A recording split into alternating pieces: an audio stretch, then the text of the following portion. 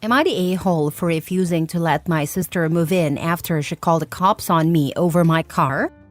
I, 20 female, have been living on my own for about 2 years. When I first moved out, my dad gave me his old car to help me get around. It wasn't in great shape, but he said as long as I covered the insurance and repairs, it was mine. Over the past 2 years, I've put a lot of money into keeping it running, so it feels very much like my car at this point. Last week, my older sister Anna, 21 female, asked if she could move in with me temporarily because she broke up with her boyfriend and has nowhere to go. I was hesitant because we've never been super close, but I agreed. Family's family, right? 2 days later, I got a call from the police saying my car had been reported as stolen. I was in total shock. After a long, stressful back and forth, I found out it was Anna who reported me. Apparently, she had called my dad first to guilt him into taking the car back so she could have it. When that didn't work, she went straight to the cops, claiming I had stolen it. Luckily, my dad backed me up and cleared everything up with the police, but it was embarrassing and scary to even be in that situation. When I confronted Anna, she admitted it, but said she didn't think it would go that far and just wanted to teach me a lesson about sharing. Are you kidding me? I told her there's no way she's moving in after pulling something like that. But now she's blowing up my phone, calling me selfish and immature, and even got some family members involved. They're saying I need to be the bigger person because she's going through a tough time. I feel like letting her move in would be insane after this. But am I being too harsh? Now for the comments. Anna is not welcome in my life moving forward. Anyone who has an opinion on that matter can let her move in with you. She tried to ruin my life by having me arrested. I will not now, nor will I ever forgive her for that. And again, anyone who has a problem with that is free to buzz right off. Not the a-hole. OP lived that quote. She is dangerous to you. Maybe you lack self-preservation and survival skills. I don't know. But this isn't even debatable. You should be pushing for her prosecution. Also, you need to secure your home. She will retaliate. Suggest to the police that they might want to pursue a wasting police time charge against her. It's up to them, but this was a clear case of that. She didn't think it would go that far. She hoped it would go further, that you would be arrested and jailed, and she could take both the house and car scot-free. Not the a-hole. What is she going to do next to teach you a lesson under your own roof? She can move back in with your parents or other family members who seem oh so concerned. Yes, she's very entitled. You are not the a-hole. She showed her true intentions and interests, which are only for herself when she pulled a car stunt. The car thing is between you and your dad. It's none of her business. Never put yourself in a situation where she can ruin your day again. The best way to do that is to keep her away from you as much as possible. I mean, you don't have to ignore her, but letting her move in? No, she already screwed that up royally. It's entirely her fault that she's not allowed to move back in with you, not yours. Well, at least I know better now. It's always awful when you love someone and they betray you like this. But at the same time, it can be freeing. One less toxic person in your life. I don't know your sister, but if she pulled this, I bet she was a real piece of work her whole life. Next story. Am I the a-hole for not allowing my ex and former best friend to take my kids out of state for a week to heal and recover after she was left unable to have children? I have 2 children under 12 with my ex. We divorced 5 years ago after I found out he and my former best friend were having an affair. They both tried to apologize and ask for it not to ruin everything, but their actions had already ruined everything. I hate the 2 of them. I no longer care about how they're doing, but for my kids' sake, I remain civil. I have never badmouthed them to my kids. I have never told my kids what happened. I would never want my kids to be harmed more by their father's actions than they already were. The divorce was tough on them, and they had a hard time coming to terms with the changes. They still need therapy for some adjustment issues that have remained. My former best friend hasn't helped by trying to continue on as best friend despite her actions. It also didn't help the kids went from their parents living together to their dad living with mom's former friend. But again, my primary focus has been my children. I love my kids more than I hate those two repulsive individuals. I love my kids more than myself, which is why I worked so hard to be civil in front of my kids. Because the last thing I wanted was to make nice with them. But my kids love their dad, and that has never changed. My ex and this woman are now married, and they tried to have children together. In December, she had her 10th miscarriage and had to be rushed to the hospital and into surgery, which left her unable to get pregnant again. I got a call from my ex telling me all this and asking me to bring the children to the hospital to stay until she was ready to leave. It was my parenting time, so I told him I would not bring them to sit and wait. He was very unsettled and told me to bring the kids by and that he'd get them to ask me to let them stay. I told him that wasn't happening. He made no more contact after that. And he didn't take the kids for his parenting time either, or contact me about it. His mom reached out and told me he refused to leave the hospital. He didn't see them until his parenting time came around again and she was released. There was a new tension in the air at that point. He was furious with me for keeping the kids from sitting vigil in the hospital with him. Now we have another dilemma that's become an issue. My ex booked a healing getaway for them and they want the kids to go along. It happens during my week and it's a school week. He also wants to take his weeks as normal before and after that, so he would have them for 3 consecutive weeks. From what he stated, he would potentially keep them out of school for that long, so the kids could be there to help her recover and grieve knowing she has them, was how he explained it to me. I said no and explained that I was not letting him take them out of school for a week just for her. I told him the kids are not their emotional support to get them through this and that therapy is significantly better. I told him I didn't approve of them missing extended school time, period.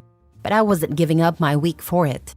He tried to state the week he missed should be made up, but our court-ordered parenting plan states that if a parent voluntarily doesn't take their week without an agreed-upon make-up period, then the other doesn't need to give up a week in return. I pointed this out to him, and he asked me how I could be so by the book about this. He said human decency would dictate that I should be willing to put aside our differences at a time like this, and that school isn't more important than family. He asked me how I would feel if she ended her life because of this, and my refusal was part of the reason why. I told him I wouldn't feel anything. I told him they lost all their rights for me to feel something for them when they betrayed me, and I would not be manipulated into agreeing. He's pushing very hard for this and trying to guilt me into agreeing. I know I might be overly harsh in my response to this, so I wanted to ask if people believe I'm wrong or not. Not the a-hole. Your kids are not your cheating ex's wife's emotional support animals. You can go get a dog. Dogs love you even if you are a complete a-hole. You don't pull kids out of school just to make yourself feel better. That is completely inappropriate. I agree, and he sounds like he would keep them out for 3 weeks, if not a little less. It's a lot of school to miss, and not a very good reason in my opinion. I would actually be more concerned about the emotional damage this so-called healing getaway would inflict.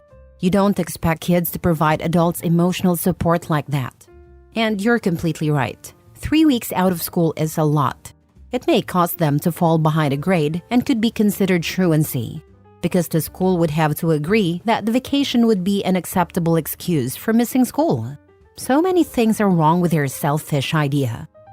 You don't. They're so very wrong for it, and they do not see it. Plus, there's a lack of care about the impact on the kids emotionally and educationally.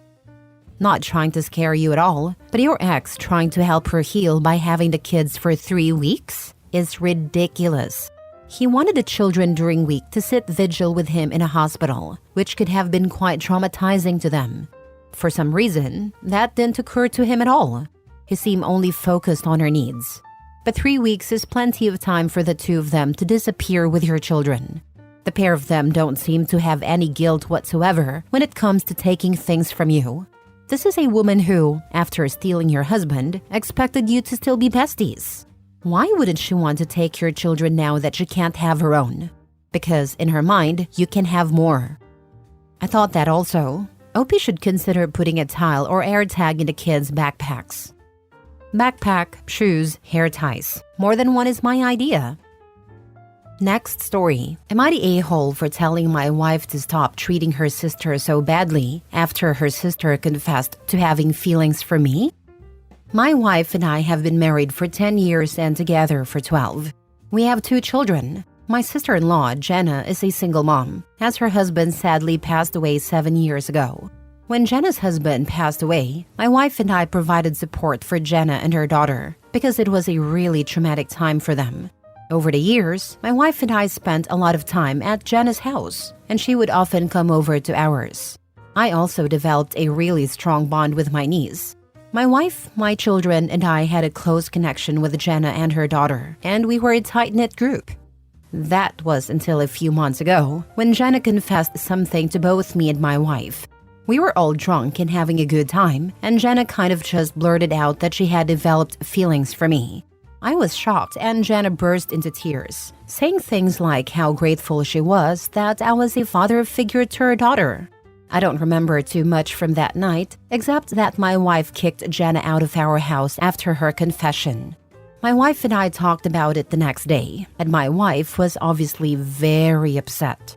She said she had suspected this for years, based on the way Jenna was acting around me, and she couldn't believe Jenna had betrayed her like that. My wife decided we should cut off all contact with Jenna, and I agreed. My wife told me to block Jenna, which I did. However, I feel like this arrangement has been a bit harsh, especially towards my niece. My niece has been texting me a lot, and I've shown my wife the texts, telling her it was unfair that we were punishing my niece too. My wife said it was a consequence of Jenna's actions. Last night, when my niece sent a really long and sad text about how she and her mom were feeling, I feel terrible and decided to bring it up with my wife. I told her we should stop treating Jenna and her daughter so badly, especially after they both went through such a traumatic time. I acknowledged that what Jenna did was wrong, but I asked my wife to have some sympathy.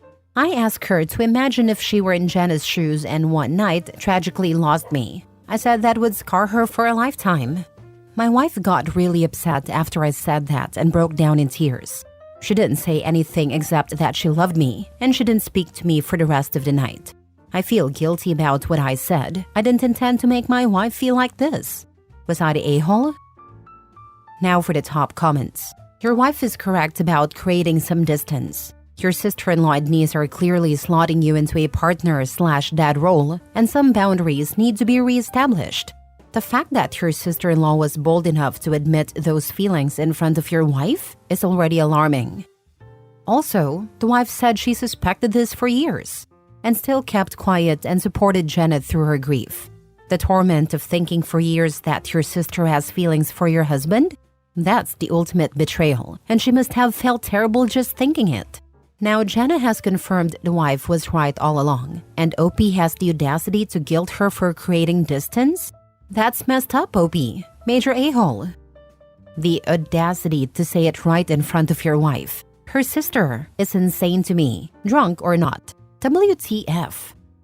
Not to mention how ridiculously hypocritical is it for him to tell his wife to put herself in her sister's shoes after getting stabbed in the back, while he can't be bothered to put himself in his wife's shoes. Not only is he hypocrite, but it's been 7 years. How long the sister needs to latch on to OP? At some point, she needs to live her own lives. Stand by your wife and respect her boundaries. Yes, it's very unfair to your niece, but you're not the one who created this situation. Again, stand by your wife. I think the niece wants OP as a stepfather. Niece isn't innocent in this, and OP should have blocked sister-in-law and niece, but he is going to destroy his marriage over it. Heck, I bet the sister-in-law is helping her daughter with those texts. OP, you're the a-hole. No contact to both sister-in-law and niece needs to happen. Your wife and children come before anyone, especially a potential home wrecker. Last story. Am I the a-hole for refusing to attend family dinners because my parents keep treating me like the problem child? So I, 21 female, feel like I'm losing my mind here. I need to know if I'm totally out of line. My family has always had this unspoken golden child versus problem child dynamic. My older sibling, 26, is the golden child. Straight A student, great job, married, basically the poster child for success. Then there's me. The one who didn't follow the perfect plan. I'm in college and working part-time while figuring out what I want to do with my life. But apparently that's not good enough for my parents. Every family dinner turns into them grilling me about when I'm going to get my life together. Or why can't I be more like my sibling? Meanwhile, they're praising my sibling for breathing. The final straw was last week. We were at dinner and my mom straight up said, "It's just so disappointing that you're not living up to your potential." I tried to laugh it off, but it hurt. Then my dad chimed in with, "Well, maybe if you spent less time on your phone and more time thinking about your future, you'd get somewhere." I snapped. I told them I'm doing the best I can, and that is hard enough without feeling like a failure every time I see them. My mom rolled her eyes and said, "We're only hard on you because we care," which feels like the biggest cop-out ever. So, I told them I'm done coming to family dinners if they're just going to use me as their punching bag. Now they're acting like I'm the one being dramatic and immature. My sibling even texted me, saying I'm making things awkward and should just let it go, because they're just trying to help. But I don't think constantly comparing me to my sibling and putting me down is helpful. I just wanted to enjoy dinner without feeling like a disappointment. 6 months. Do not talk to them for 6 months. If you back up your words with action, they will learn to shut up. They know they're right. Let them stew. The first words you speak after that should be, "If you ever do it again, 1 year. Try a dinner. If they do it again, just go for the year." Heck, this will help your mental health a ton. No sibling either. If he doesn't tell them to shut up, he needs a timeout as well. Not the a-hole. Also, OP, you're doing freaking great holding life together the best way you can. This internet stranger is proud of you. Bummer your family don't see it. That's on them. No contact works. I did it with my dad. I didn't speak to him for 4 months. And once I finally did, he actually listened when I said, "Enough."